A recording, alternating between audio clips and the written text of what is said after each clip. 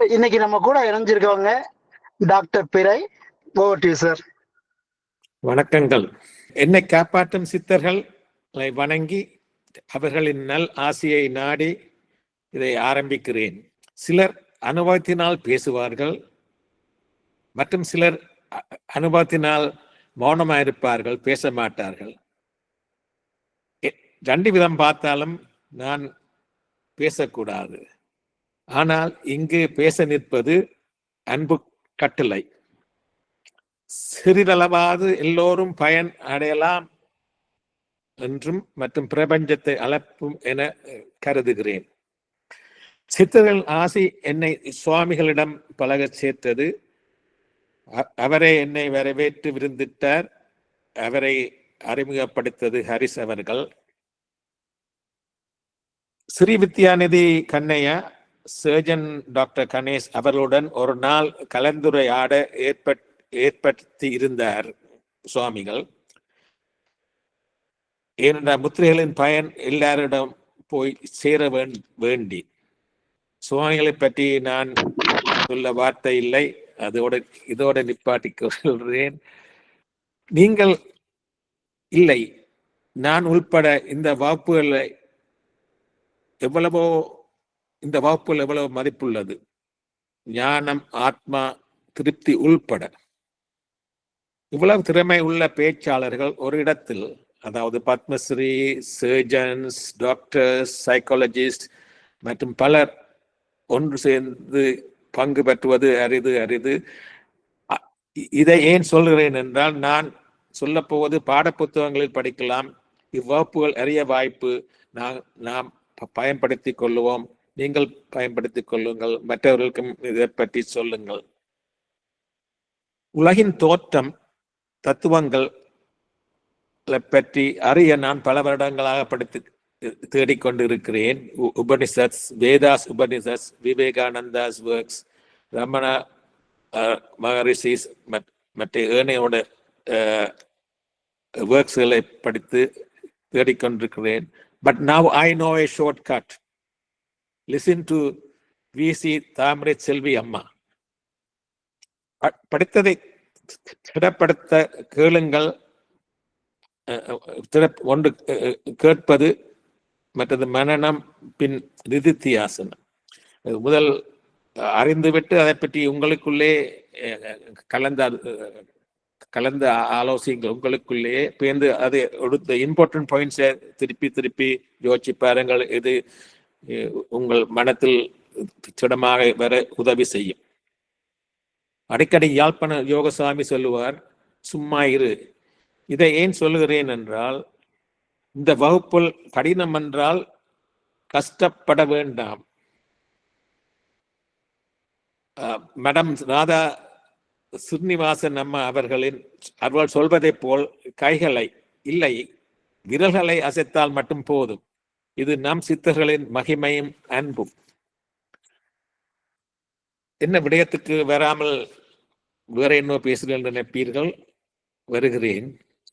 முதல் ஒரு விசேட குறிப்புடன் ஆரம்பிக்கிறேன்.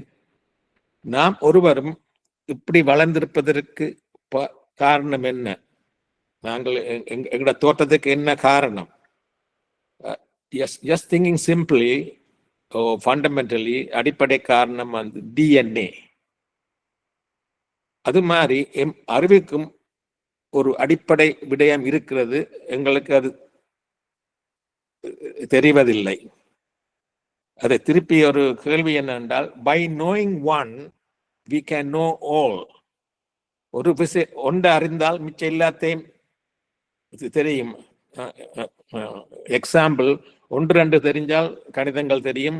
அல்பபெட்ஸ் ABCD ஆவண தெரிஞ்சால் மற்ற விடயங்களை தெரியும். அது மாதிரி எங்களுக்குள்ளே ஒன்று இருக்கின்றது. அதனை நாம் ஒளிவிட வேண்டும்.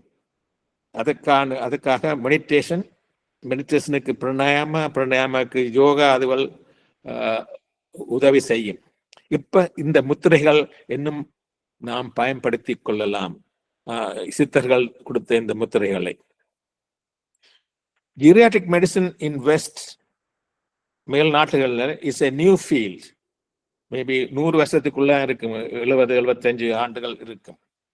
பட் சித்தர்கள் எங்களுக்கு எப்போதோ இதை தந்து விட்டார்கள், நூற்றுக்கணக்கான வருடங்களுக்கு முதல். அதை காயகல்பம், அது சித்த வைத்தியத்தில், அல்லாட்டி ரசாயனம் ஆயுர்வேதத்தின்படி. மேற்கத்தையர் தற்போதைய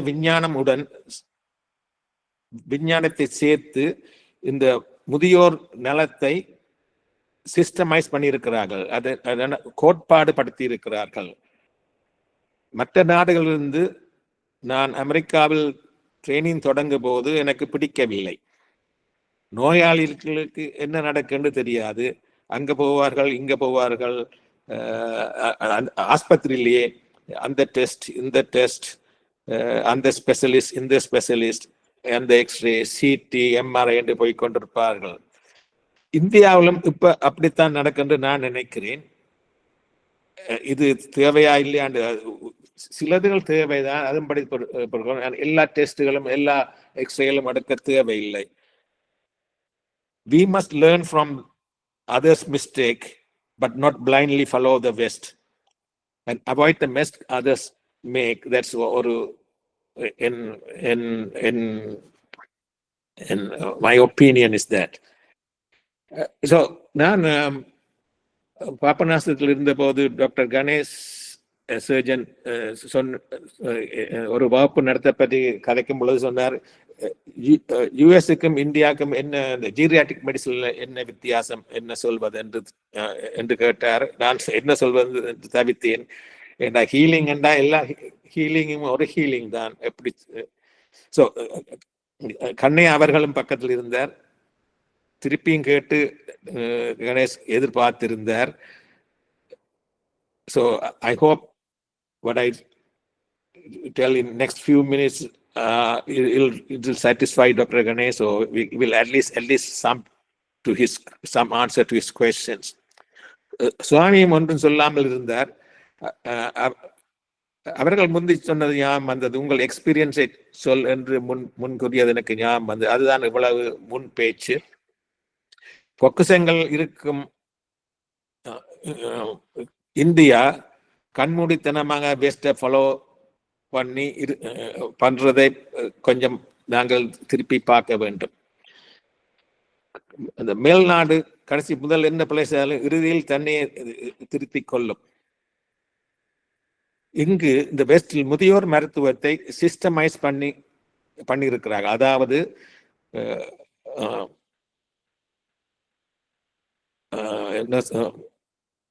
அளவுகோல்களை உண்டாக்கி பயன்படுத்துகிறார்கள். சிஸ்டமைஸ் பண்ற புரியுதானே எங்களுக்கு? ஒன்று பின் ஒன்றாக சரியா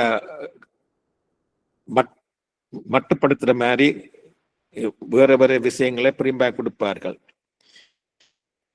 இந்த அளவுகோல், அதோட அளவுகோலை உண்டாக்கி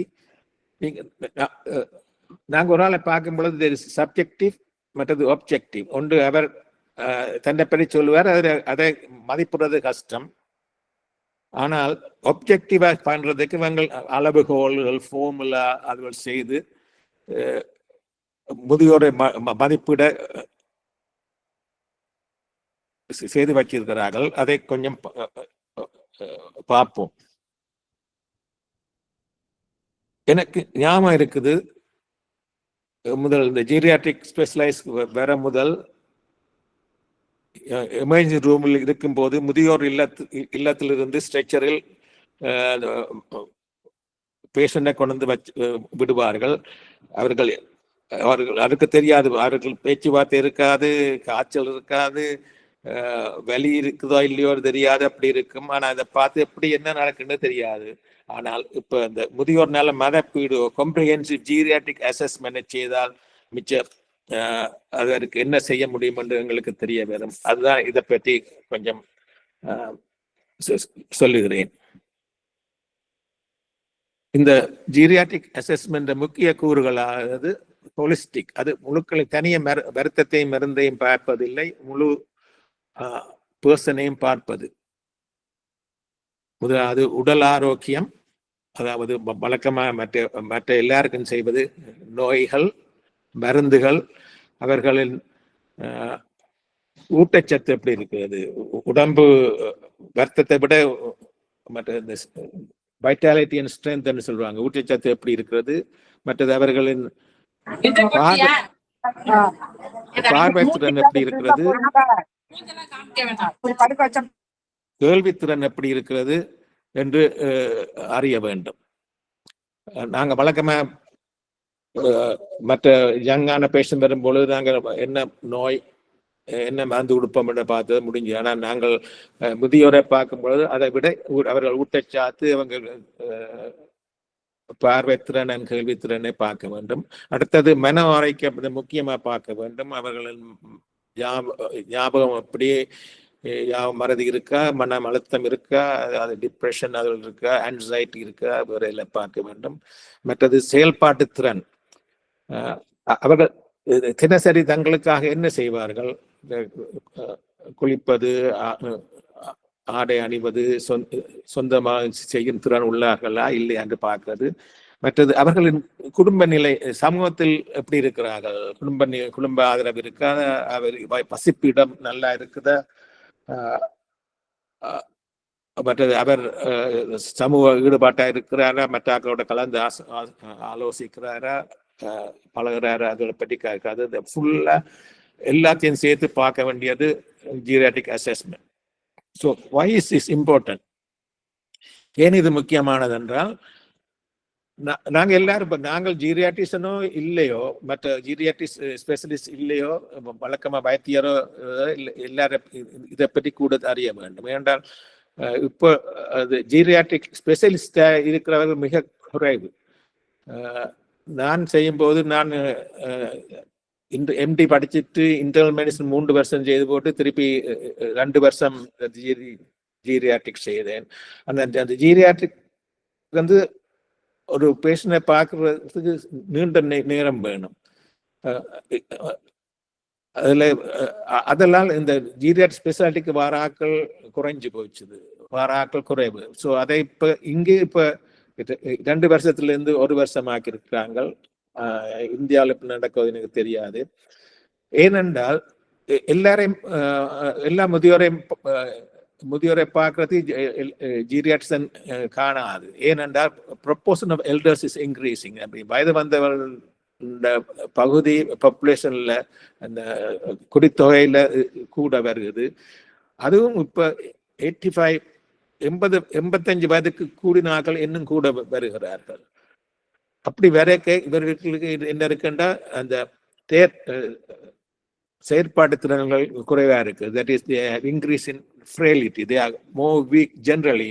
அவர்கள் வருத்தம் இருக்கோ இல்லையோ, ஜெனரலா வீக். இந்த ஜீரியாட்ரிக் அசஸ்மெண்ட் எப்படி செய்யலாம்? இது மல்டி டைமென்ஷனல் என்ற பல பரிமாண செயல்முறைகள் and involves inter professional approach. ஒரு வேற வைத்தியரை விட மற்றாக்கள், நர்ஸுகள், சோஷியல் ஒர்க்கர்ஸ், சைக்காலஜி அப்படியான ஆக்களை சேர்த்து மதிப்பீடு பண்ண வேண்டும். மற்றவர்கள் உதவி வேண்டும் அவர்களை மதிப்பீடு. மற்றது குடும்பம் இன்புட், நண்பர்கள் அல்லாது கேக் ப்ரொவைடர்ஸ். இப்போ நாங்கள் இந்த கோர்ஸில் படிக்கிறாக்கள் கேர் ப்ரொவைடர்ஸை வர போயின்னு அப்படியான ஆக்கள் இதிலிருந்து இன்புட் நாங்கள் அவர்கள் என்ன சொன்னது அவதானிக்க வேண்டும். அதைத்தான் அவர்களை நாங்கள் வடிவ அசஸ் பண்ணி என்ன செய்ய வேண்டும் செய்ய முடியும். மற்றது அவர்களோட செயல்பாட்டு பணிகள் எப்படி இருக்குது, அது ஃபங்க்ஷனல் ஸ்டேட்டஸ், அவர்கள் என்ன செய்வார்கள் அது பார்க்க வேண்டும். மற்றது வந்த காலத்தில் விழுதல் கூடவா இருக்குது. மற்றது செலமல அடக்கமும் கஷ்டம். மற்றது வலி எங்க இருந்தாலும் அதை அவருக்கு வெளிப்படுத்துறது கஷ்டமா இருக்கும், அது வலியும் அதிகமாக இருக்கும். மற்றது சோஷியல் சப்போர்ட் இருக்குதா அவர்களுக்கு, அவர்களோட மூட், மற்ற சென்சரி டெபிசிட்ஸ் இருக்கா. சென்சரி டெபிசிட் நம்ம எகெயின் திருப்பி அவங்க கண், காது, தொட்டு பார்க்கும் சக்தி அதில் இருக்குதா. அதை விட இன்னும் முக்கியமானது power of attorney for health, that is சுகாதாரத்துக்கான வழக்கறிஞர் அதிகாரம். அது முக்கியமாக முதியவர்களுக்கு வேணும், அதுவும் பலவீனமாக உள்ளாருக்கு. அது அவர்களுக்கு மட்டுமில்லை, எல்லாருக்கும் வேணும். அது என்ன சொல்லுதுன்னா, இப்ப இப்படி எனக்கு வருத்தம் ஒன்றும் மாற்ற முடியாது, இப்படி இருக்காண்டா எனக்கு வேற ஒன்றும் செய்ய வேண்டாம், இந்த ஆர்டிஃபிஷியல் ப்ரீதிங் மெஷினில் போட வேண்டாம், எனக்கு சிபிஆர்ன்னு தெரிந்தானே, சடனா ஹார்ட்டை அமர்த்தி ஸ்டார்ட் பண்றது, ஹார்ட் நின்றால் அப்படி என்ன வேண்டாம் என்று அவர் முதலே தங்களுக்கு எழுதி வைக்கலாம். அதை விட அவர்கள் பேச முடியாமல் வரும் பொழுது யார் தங்களுக்காக பேசுவார் என்று எழுதி வைக்கலாம். இது இங்க நாங்க எவ்வளவு சொன்னாலும் நாங்களே செய்யறதில்லை. ஆனா அது முக்கியம். அது அப்படி செய்து வைத்தால் மற்றவர்களுக்கு கடைசி காலத்துல சுகமாயிருக்கும். ஸோ இது நான் முதல் சொன்ன மாதிரி இந்த காம்ப்ரிஹென்சிவ் ஜீரியாட்ரிக் அசஸ்மெண்ட் மதிப்பீடு அடக்குவது physical health, functional status, psychological health, socio environmental support இருக்குதா இல்லையா, குவாலிட்டி ஆஃப் லைஃப் எப்படி இருக்கும் பொழுது, சும்மா உயிரோட இருந்தா காணாது, நான் உயிரோட இருக்கும்போது மற்றவர்களும் செய்து அந்த வாழ்க்கையை அனுபவிக்கிறேன், அதுதான் அந்த குவாலிட்டி ஆஃப் லைஃப் எப்படி என்று நாங்கள் தரம் பார்க்க வேண்டும். இப்படி பார்த்தால் இது என்னத்துக்கு உதவுறது? இந்த பார்த்தால் நாங்கள் ஒருவரோ அந்த பேஷண்ட்டுக்கும் அந்த பேஷண்ட்டை பார்க்கிறவர்களுக்கும் இதை பற்றி புரிந்து கொள்ள இலகுவாயிருக்கும். அப்படி என்றால் நான் சரி இவர் தண்டபாடில் ஒலிம்பி போய் குளிக்க மாட்டார் என்றால் அதுக்கு தக்க மாதிரி அரேஞ்ச்மெண்ட் நாங்கள் செய்ய வேணும். இவர் தன் மருந்துகளை நேரத்துக்கு எடுக்க மாட்டார், மறந்து போவார் என்றால் அதுக்கு தக்க மருந்து செய்யணும். ஸோ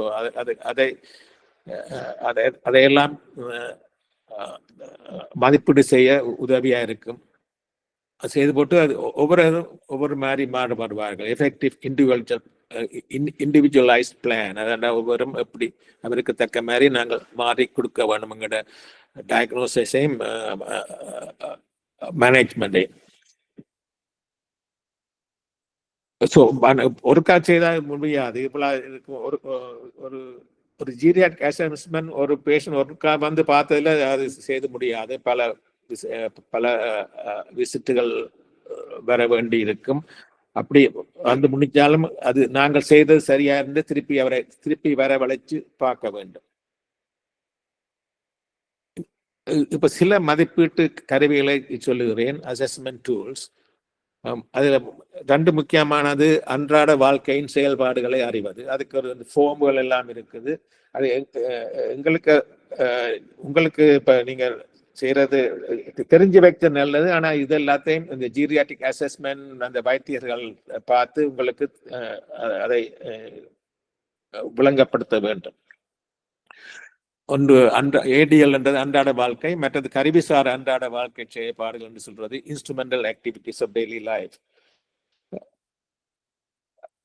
ஏடிஎல் அன்றாட வாழ்க்கை என்பது நாள் சுகாதாரம் எப்படி, அவற்றை தனிய குளியல் எப்படி, அவர் தானே ஆடை அது அணிவார்களா, கழிப்பறைகளுக்கு பயன்படுத்துவாரா, மற்றது அங்கும் இங்கும் வீட்டில் இடமாற்றம் செய்ய முடியுமா, மற்றது சிறுநீர் மற்றும் குடல் அடக்கம் எப்படி, அவர் சாப்பிடுவது எப்படி, அவருக்கு சாப்பிடுவது எப்படின்னா சில பேர் தாங்களே எடுத்து சாப்பிடுவாங்க, சில பேருக்கு சாப்பாடு எடுத்து முன்னால வைச்சால் இருந்து சாப்பிடுவாங்க, சில பேருக்கு முன்னால வைச்சாலும் சாப்பிட மாட்டாக்கள், நாங்கள் தீர்த்தி விட வேண்டி வரும், சில வேளை அவருக்கு சாஃப்டான ஃபுட் கொடுக்க வேண்டும் வரும். இதுவரை எல்லாம் அறிய வேண்டும்.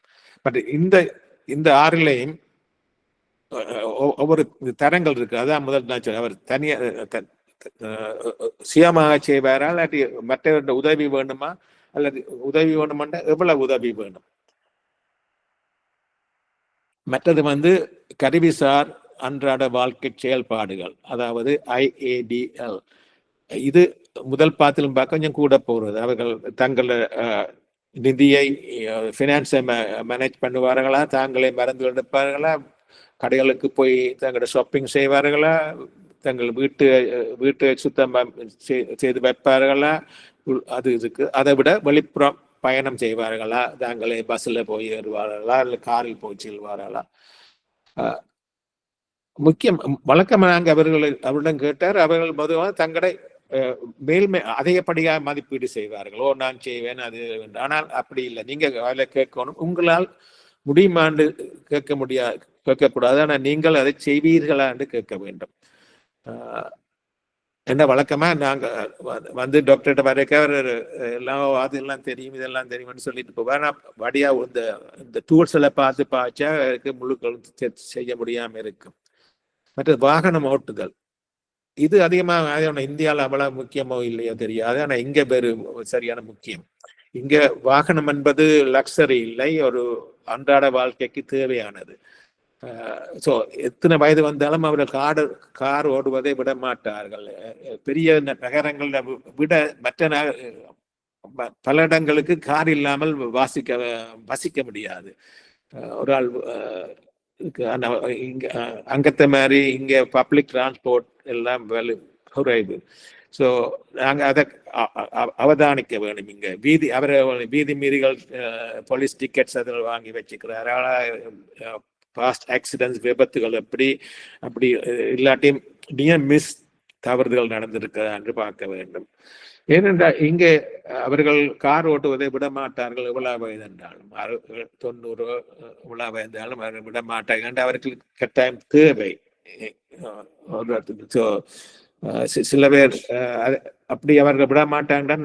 நாங்கள் வந்து அதுக்கு இன்டிமேட் பண்ணணும். நாங்கள் அவருக்கு சொல்லி ஃபேமிலிகிட்ட சொல்லலாம். ஃபேமிலி அப்படி இல்லாட்டி நாங்கள் போலீஸுக்கு இன்ஃபார்ம் பண்ணணும், லைசன்ஸ் அத்தாரிட்டிக்கு இன்ஃபார்ம் பண்ணி லைசன்ஸ் எடுக்க சொல்லணும்.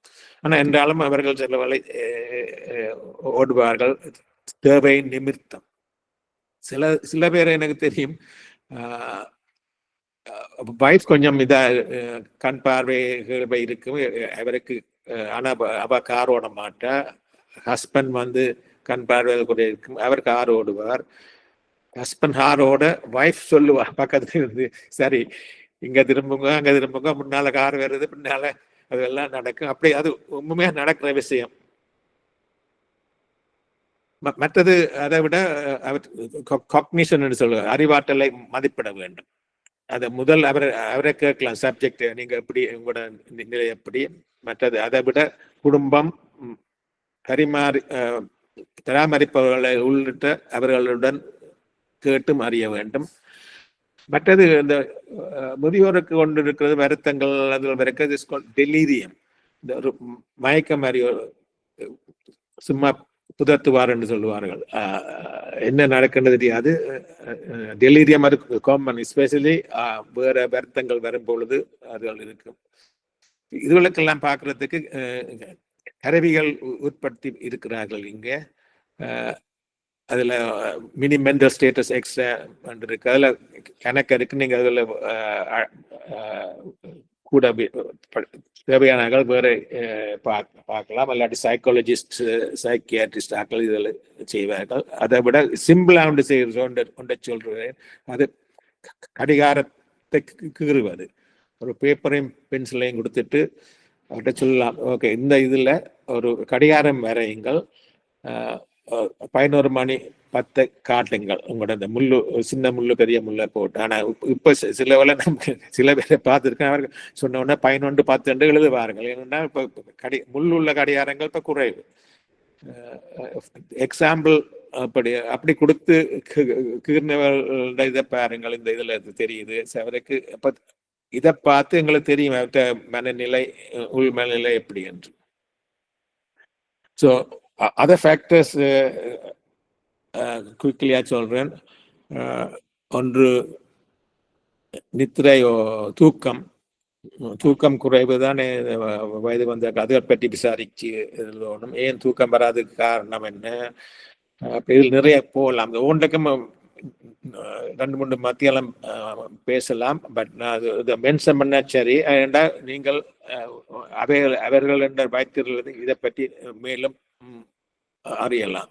மற்றது வேலி எங்க இருக்கிறது, சில வேலை வேலையை இருக்கின்றவருக்கு காட்டுறது கஷ்டமா இருக்கும். அதை நாங்கள் முக்கியமாக ஸ்பெஷல் கேர் எடுத்து அதில் பற்றி கேட்க வேண்டும். மற்றது நியூட்ரிஷன், அவர்களை என்ன வயது போக ருசி குறையும், நாக்குச்சுவை எல்லாம் குறையும், பார்க்கறது கஷ்டமா இருக்கும், எங்க எல்லாத்தையும் எடுத்து போட்டு சாப்பிட்றாரு எல்லாம் பார்க்கறது இருக்கும். ஸோ அவற்றை நியூட்ரிஷனுக்கு இருக்கும். ஆனா இங்கே அதை கவனிக்க டயட்டிஷியன் இருப்பார்கள். மற்றது ஓரல் ஹெல்த், சாப்பாட்டுக்கும் இந்த பல்லு சுத்தம், ஓரல் ஹெல்த், வாய் சுத்தங்கள் ப்ராப்ளம் இருந்தால் அவர்களுக்கு சாப்பிட்ற கஷ்டம், அதில் பார்க்கணும்.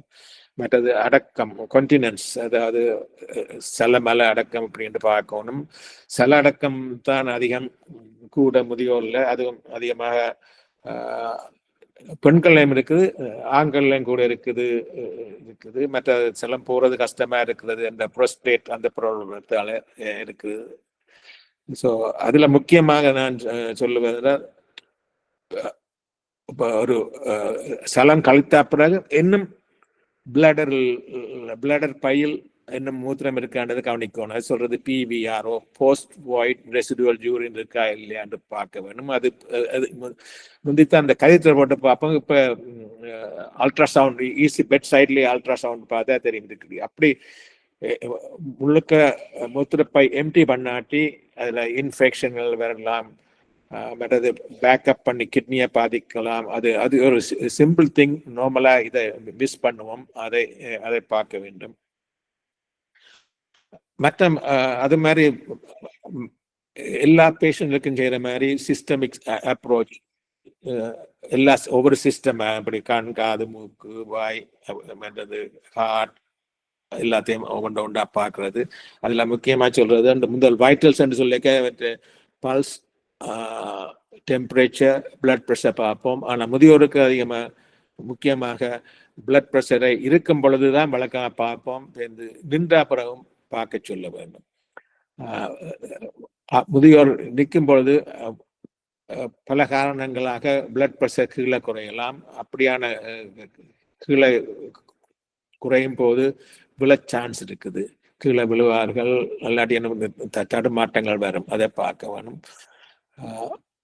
மற்றது சொன்ன மாதிரி தான். மற்றது லெபோரட்டரி ரூட்டினா செய்வார்கள் தானே, பிளட் கவுண்டுகள், மற்றது பிளட் சுகர், கிட்னி ஃபங்க்ஷன் போட்டு. அதை விட முதியோர்களுக்கு நாங்கள் தைராய்டு ஃபங்க்ஷன் எப்படி என்று பார்க்க வேண்டும். அதுக்கு தான் சொல்றது TSH, thyroid stimulating hormone, TSH ஒரு ரூட்டினா செய்யலாம்.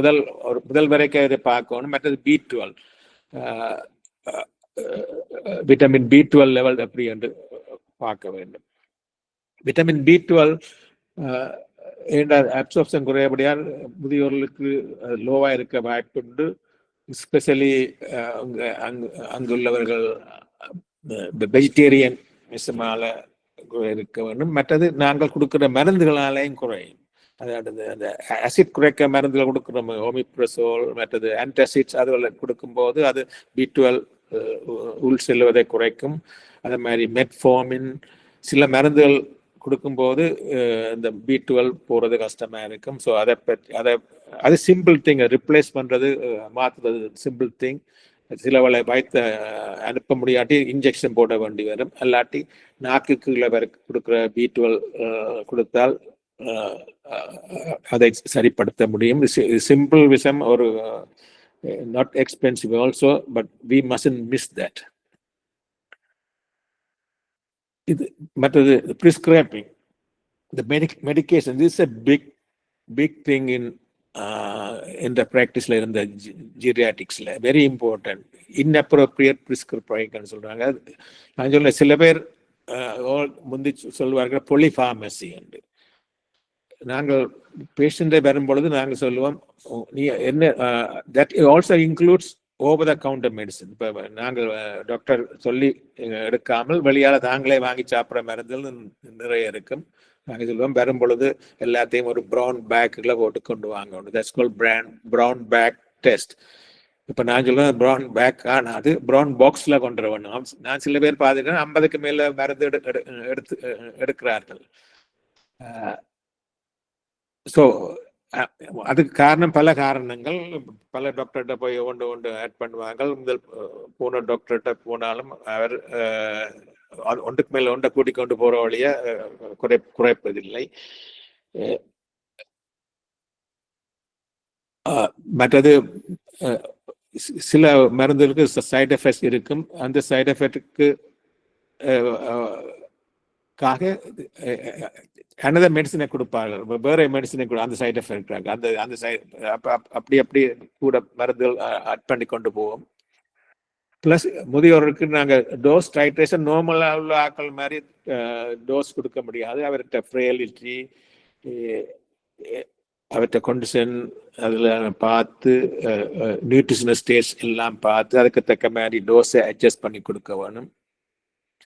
And we must at each ஒவ்வொரு முறையும் வரைக்கும் ரிவ்யூ பண்ணி எந்த மெடிசனை ஸ்டாப் பண்ணலாம், எந்த மெடிசனை ரெடியூஸ் பண்ணலாம் இருக்கும். Just don't keep on adding.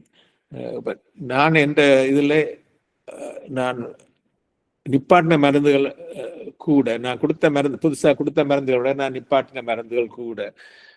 For example, இப்போ டயபிட்டிஸ் வைங்க, அதில் முதல் பல மருந்துகள் கொடுத்து கடைசியில் இன்சுலின் கொடுப்படுதுன்னு வைங்களேன். அப்போ இன்சுலின் அதில் ஒரு மருந்து அதிகம் முதல் கொடுக்குற மருந்து அந்த பேங்க்ரியஸை இன்சுலின் சுரக்க ஸ்டிமுலேட் பண்ணுற மெடிசன். ஆனால் அதுகள் அந்த பேங்க்ரியஸில் அது கொஞ்சம் தான் வேலை செய்யும். அது வேலை செய்யாட்டு தான் இப்போ இந்த இன்சுலின் அதில் கொடுக்குறது. அப்போ இன்சுலின் அதில் கொடுக்க அந்த மருந்து இப்போ தேவையான்னு பார்த்து அதை நிப்பாட்டுவாங்க. ஆனால் வழக்கமாக அப்படி இல்லை, ஒன்று ஆட் பண்ணி எல்லாம் எடுத்துக்கொண்டு இருப்பார்கள். அதை நான் இப்போ சொல்கிறேன், நீங்கள் உங்களோட பாட்டில் செய்ய வேண்டாம், நீங்கள் போய் உங்கள் வைத்தியரிடம் கலந்து ஆலோசிக்க வேண்டும். நான் முதல் சொல்ல மாதிரி கடைசியாக கொஞ்சம் ஸ்பெஷல் அட்டென்ஷனை திருப்பி சொல்லுகிறேன். ஒன்று orthostatic blood pressure. That means நிற்கும் பொழுது பிளட் ப்ரெஷர் விழுமா, குறைய சான்ஸ் இருக்குது. அது கட்டாயம் ஒரு இருந்து பிளட் ப்ரெஷர் பார்த்துட்டு ஒரு 2 மினிட்ஸால திருப்பியும் பிளட் ப்ரெஷரும் பல்ஸும் அப்படி இருக்குது, அவருக்கு அப்படி நிற்க தலைச்சுத்து இருக்கா, மயக்கம் வருதா, அதில் பார்க்க வேண்டும். மற்றது இன்னொரு இம்பார்ட்டன்ட், இது வழக்கமாக ஆக்கள் விடுபடுறது, ஆக்கள் கவனிக்கிற இல்லை. சாப்பிட்டா பிறகு ஒலிம்பினால் பிளட் ப்ரெஷர் குறையும். அது post meal low blood pressure and that will lead to falls, blood chance இருக்கு. அப்போ நாங்கள் இருந்து சாப்பிட்டு போட்டு அவர் ஒலிம்பி அந்த சிங்குக்கு போய் பிளேட்ஸ் எல்லாம் கழுவாங்க. அப்படி கழுவி கொண்டு போக டப் பண்ண விழுந்துடுவார்கள். ஏன்? Because post meal blood pressure கீழே போகிறபடியா. மற்றது வீடு வழியாக ஸ்டேஜில் போக வேண்டி இருந்தால் அவாய்ட் யூஸிங் த கிளாஸஸ். அவங்க வழக்கமாக கிளாஸ் போட்டிருந்தா அதையும் போட்டிருப்பாங்கள்றான்னு அதை அவாய்ட் பண்ணணும். எஸ்பெஷலி பைஃபோக்கல்ஸ். ஏன்னா மேலால் ஒரு மாதிரி தெரியும், கீழால் கண் ஒரு மாதிரி தெரியும். அந்த ஸ்டேஸை டண்டு முண்டா தெரியக்கூடும். மறுபடியால் கையை பிடிச்சு கொண்டு கண்ணாடி போடுவதை தவிர்க்க வேண்டும். மற்றது என்னொன்று சொல்கிறேன், அது எல்லாரும் இப்போ சில பேருக்கு ஒரு காலில் நோவு இருக்கும், மேலே போய் கீழே போய் வரைக்க. அப்பொழுது மேலே போகும் பொழுது நல்ல காலை முதல் வச்சு பேருந்து மற்ற காலை அதே படியில் வச்சு பேருந்து நல்ல காலை மேலே வச்சு கொண்டு போகிறது. ஆனால் கீழே வரும்பொழுது மற்ற மாதிரி நோவுள்ள காலை முதல் கீழே வைக்கிறது, பேருந்து மற்ற காலை வைக்கிறது. அப்போ சொல்கிறாங்க, அது ஞாபகம் வச்சுக்கிறதுக்கு குட் லெக் அப் சொர்க்கத்துக்கு மேலே போவதுக்கு, பேட் லெக் நிறையறதுக்கு கீழே வர்றதுக்கு என்று அதை ஞாபகம் வச்சு கொள்றதுக்கு. மற்றது பிவிஆர் போஸ்ட் வைட் முதலே சொல்லியிருந்தேன், அதை கவனிக்க வேண்டும். மற்றது சலம் கழிக்கும் பொழுது அதிகமாக ஆம்பளைகளுக்கு இருந்து போவது சுகம், ரிலாக்ஸ் பண்ணி முழுக்களும் எம்டி பண்ண சுகமாக இருக்கும். மற்றது கான்ஸ்டிபேஷன் தானே எங்கள் முதியோருக்கு அதிகமாக வர்றது. அதை கவனித்து அவருக்கு சாப்பாடோ மருந்துகளோ தண்ணி, அவருக்கு தண்ணி குடிக்கிற தாக ஏற்படுவது மிக குறைவாக இருக்கும். ஆகவே அவர்கள் நினைத்து வச்சு தண்ணீர் குடிக்க வேண்டும். ஸோ ஸோ கான்ஸ்டிபேஷன் தான் எங்கள் முதியோருக்கு அதிகமாக வரும், அதை கவனிக்கணும். ஆனால் சில வேளை இந்த கான்ஸ்டிபேஷன் வந்து லூஸ் ஸ்டூலாசையும் வரலாம், ஸ்மால் டயரியாலும் வரலாம். அதை கவனிக்க வேண்டும். அதை எங்கள் வைத்தியரிட கேட்கலாம். அது இது ஒரு முக்கியமான அளவு. லூஸ் ஸ்டூல் வந்துட்டு கான்ஸ்டிபேஷனை மிஸ் பண்ணிடுவோம். So summarize is a interdisciplinary and multidimensional. பல பேர் சேர்ந்து செய்ய வேண்டிய assessment.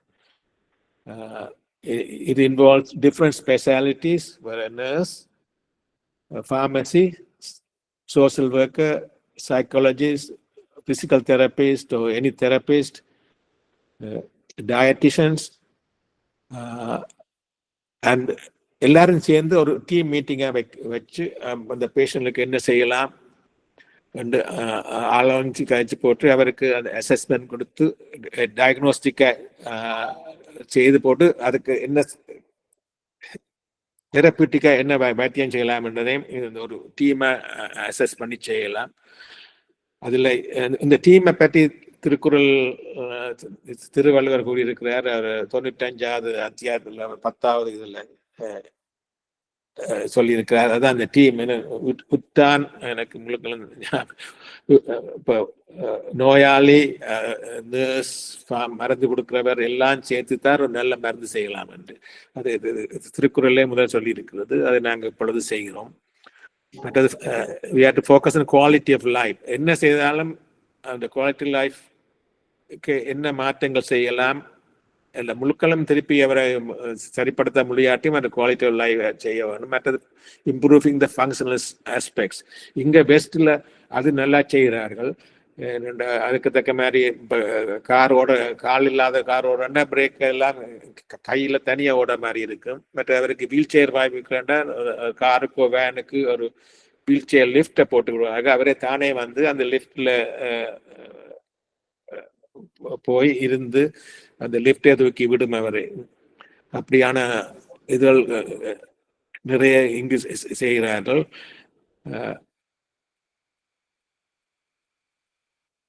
So the components to short everything: the medical, functional, behavioral, emotional, environmental, social, and finally spiritual.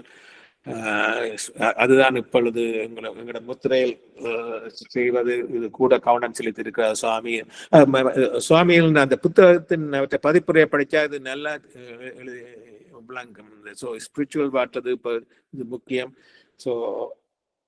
So இதை விட இந்த விரல் முத்திரை பயிற்சிகளும் வெரி இம்பார்ட்டன்ட்.